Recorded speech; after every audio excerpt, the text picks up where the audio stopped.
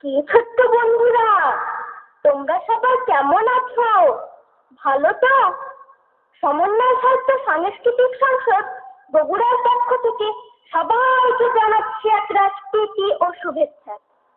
জানো বন্ধুরা, দীর্ঘদিনের প্রচেষ্টায় তোমাদের জন্য এই প্রথম সাজিয়ে এনেছি ভিন্ন স্বাদের একটি গানের ডালি।